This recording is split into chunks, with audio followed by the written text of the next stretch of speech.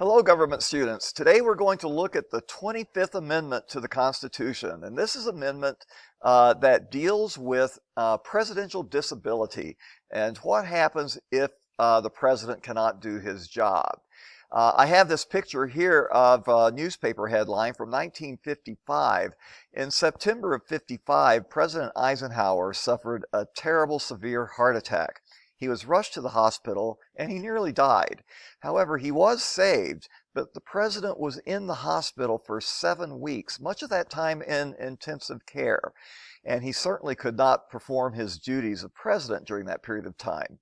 Even when he was released from the hospital after 7 weeks, he was still not fully capable of assuming the complete duties of his office. And it was really not until about February of 1956, that it was determined that he was fully recovered and was at that time able to fully assume his responsibilities. That was 5 months after the heart attack had happened. So for a period of 5 months, the president was unable to fully do his job, and for much of that time, he couldn't do anything related to that job. And that was a very dangerous time in our history. This was during the height of the Cold War with the Soviet Union, when the world was at times on the brink of a nuclear catastrophe. And the President of the United States was unable to do his job. So this pointed out a real deficiency of our Constitution, and this is the beginning really of the movement to get the 25th Amendment passed. So let's get into the details of the 25th Amendment. First of all, why was it needed? Well, the Constitution itself is quite vague originally on what should happen if the president dies while in office. I believe the wording of the Constitution says that if the president should die or resign, then the duties of his office shall devolve upon the vice president. It doesn't say that the vice president becomes president. It just says that the presidential duties devolve to him. Well, what does that mean? That's pretty vague. And that caused big trouble back when our first president who died in office was succeeded by John Tyler. And it caused a great deal of strife and argument between the Congress and President Tyler as to whether or not he was in fact the president. So the language of the Constitution was vague. And then, of course, in 1955, following President Eisenhower's heart attack, in which he was not able to do fully his duties for 5 months, it really was apparent that there was a real problem that needed to be addressed. However, it didn't get addressed right away. It took another disaster or catastrophe or tragedy to finally get us to take this issue seriously. And that was the assassination of President Kennedy in 1963. President Kennedy was shot twice, I believe, and one of those shots hit through his shoulder, but the other shot hit in his head, and it hit his brain. And when he had that headshot, President Kennedy did not die right away. He was still living when he arrived at the hospital several minutes after he was shot. He was still alive. Of course, we know he died, but what if President Kennedy had not died? He would have had a traumatic brain injury, and more than likely, the rest of his life, he would have been in a vegetative state, meaning he would have been in a virtual coma and unable to do his duties. We need to have a president who is not in a vegetative state, not in a coma. So we needed really to make sure that there was a constitutional solution to an issue that should arise if the president was totally unable to do the job. And that is when really the 25th Amendment was put together, and it was passed not too long after Kennedy's assassination. So let's look at what the amendment does. First of all, it clarifies that vague language of the Constitution as it was originally written, making it quite clear that the vice president does in fact become the president if the office of the president becomes vacant. So if the president dies or resigns, the vice president is definitively the president of the United States. It also gives a procedure to name a new vice president if the office of the vice president becomes vacant. And that has happened once in our nation's history since the 25th Amendment came into being. And then it enables the President of the United States to name the Vice President as acting President. In other words, if the President for some reason believes he is unable to do the job, he can name the vice president to be the acting president. In this case, the vice president is not the president, but he is the acting president of the United States while the president is unable to do the job. And finally, it also enables the vice president to become acting president if it is determined that the president cannot do his duties. The difference between this bullet point and the previous bullet point is that in the previous bullet point, the president is naming the vice president to be the acting president. In the final bullet point here, the president does not do it. Someone else has to do it. Perhaps the president is unable to name the vice president to become acting president. So let's see how this all works. Let's say the president cannot do his job. And we're going to say this is a planned disability. In other words, this is a situation in which the president knows that he will soon be unable to do his job. What would happen is the president will send a letter to the Speaker of the House and to the President Pro Tem, or President Pro Tempore, I'm just abbreviating it. And the president will send those two folks a letter. In other words, it's the guy who's in charge of the House of Representatives and the guy that's in charge of the Senate, stating that he will be unable to perform his duties.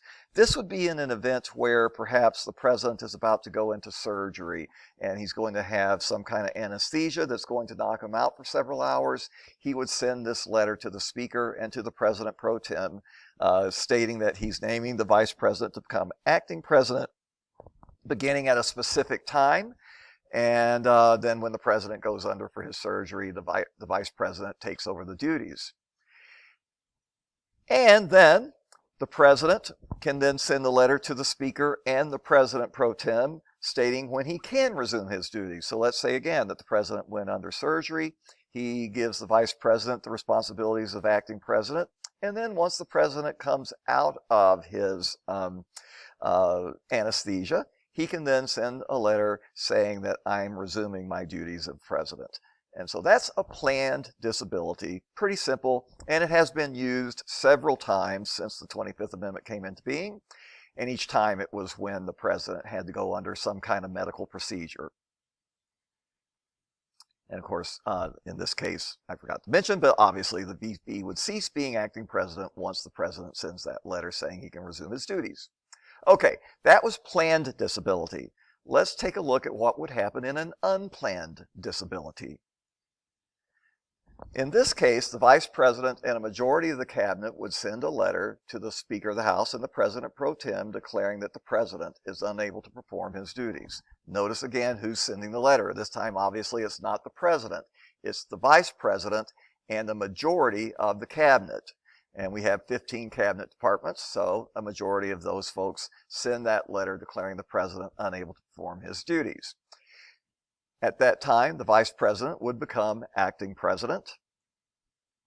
And let's say that the president says he disagrees.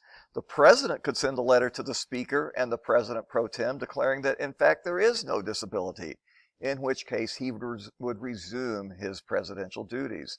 This would be an interesting situation where you have a disagreement between the vice president and the majority of the cabinet and the president. So let's say that the president does this. He says that he does not have a disability. He resumes his presidential duties. Well, in this case, the vice president and the cabinet have 4 days to respond to that. They have 4 days to declare that the president is unable to do the job. And if they do that, then Congress must decide the issue. They've got to see who's right and who's wrong. And Congress will have 21 days to come up with a solution to this dispute. And in order to determine whether or not the president should be removed from his duties, it will take a 2/3 vote in the Congress. That's kind of like similar to an impeachment. It takes 2/3 vote, though, of the full Congress to determine whether or not the president can perform his duties in this situation. So I'm going to back up and let's just take another look at this. When might something like this happen? Well, interestingly, there was some talk about something like this needing to happen towards the end of President Reagan's term in office. I think I've mentioned in class before that President Reagan, shortly after he left the presidency, announced that he had Alzheimer's disease. He was descending into dementia. And many people believe that he had early stage of Alzheimer's while he was still president. And in fact, there was some discussion of the possibility that the 25th Amendment would need to be invoked on President Reagan if he was to continue to show some signs of dementia. It never happened. Apparently, the president was able to continue doing his duties, perhaps not quite as effectively as he did earlier in his administration, but he continued to do his duties throughout his entire administration. There was even some talk of the 25th Amendment being invoked in the final days of President Trump's presidency after the January 6th attacks on the Capitol. At that time, many people did believe and still believe that President Trump helped instigate that attack, and that his response to the election of 2020 was not totally rational, and some did think that maybe the 25th Amendment would be a solution to remove the president in the very final days of his presidency after the January 6th attack on the Capitol. Again, that never happened, but it was discussed among certain people within the president's own administration. So that's the 25th Amendment. Make sure that you remember these different scenarios and the fact that who would write a letter to Congress saying that the president can't do his job, or who the president would write to if he cannot do his job. And remember which individuals in the Congress would receive that letter. And with that, we're going to stop this presentation. Check Canvas. I believe you might have an assignment there dealing with the 25th Amendment. You guys have a great day.